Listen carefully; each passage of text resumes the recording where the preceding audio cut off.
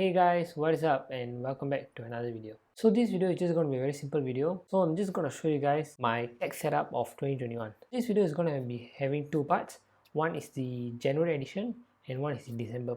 Because throughout the year we're just going to have new techs coming in and just my overall setup will keep changing. I don't really have the same setup for a very long time. So it's not going to be a really long video. Just going to keep it quick and short. So without further ado, let's get started into the video. So firstly, let's start off by taking a look at the phones. So I'm actually a two phone guy. Wherever I go, I carry around two phones. My right pocket has this phone, the S21, which I'm using it for like 2 months now. And in my left pocket, I have the iPhone 8. So like I said, I'm actually a two phone guy, but I'm more of an Android. So it's not really a main phone, but I actually switch around both within Android and iOS. This is just made to try out all the new features on both the operating services. Those are my two phones that I use on a daily basis.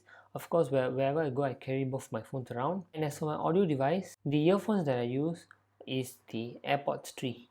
Well, yeah, I do have a case on it right now, but here's it. Here's the AirPods 3. This has been my main source of wireless headphones ever since they came out. And before that, I was using the AirPods Pro. And as for the watch or wearable, I use the Samsung Galaxy Watch 3. Here's it. Here's the watch. I've actually been using this for more than a year now.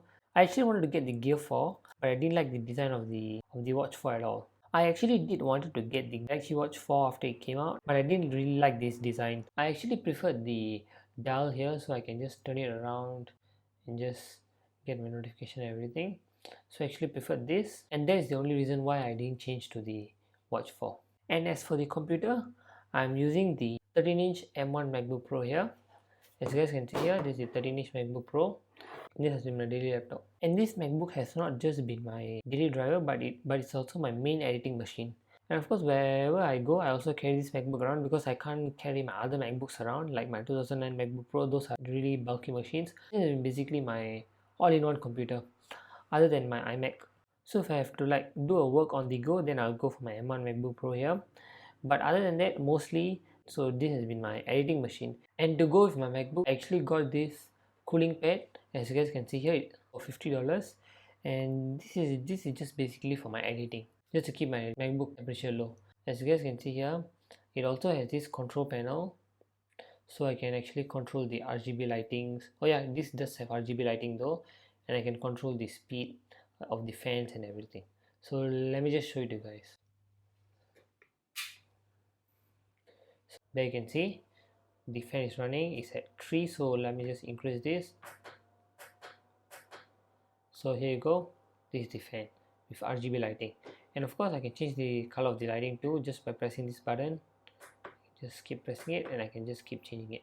So of course the M1 MacBook Pros do not need a cooling fan. M1 MacBook Air thermal is already very good, and this one comes with an inbuilt fan too. You don't really need a cooling pad, but the reason why I got one cooling pad was that sometimes during editing my MacBook tends to get a little warm. Not really that hot, but because I usually put it on a table and the fan just gets closed up, the MacBook tends to run a little hot. I just want to maximize the cooling system and just to increase the ventilation, so I got this cooling pad. And after I got this cooling pad, my MacBook is actually cold sometimes. When I'm actually editing the 4K footage, my MacBook is actually cold to the touch. And if you ask me, it's really worth the $50 that I paid for it. And as for the iPhone, I wasn't actually using the iPhone 8 for the whole while of last year.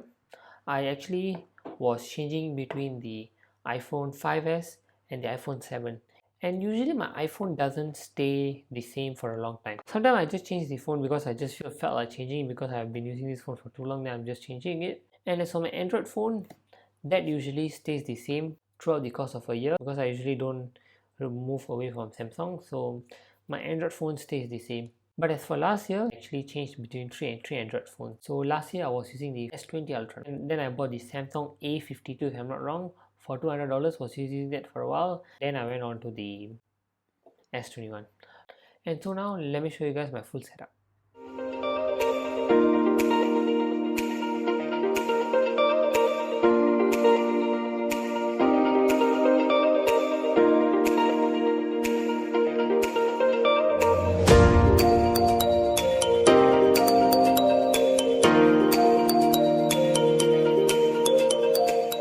Guys, that's actually been it for this video. I just want to share what are my daily drivers, because I don't usually share with you guys what are my daily drivers or what are the phones that I use. I usually just go for the content in this video, and I'm over and done with it. I don't talk about other stuff. So I just want to make a quick video just showing you guys what is my setup. So yeah guys, that's actually been it for this video. If you like what you saw, do click the like button, do remember to subscribe to the channel, and do click the bell icon for more upcoming videos. With that, thank you so much for watching, and I'll catch you guys in the next one. Bye bye.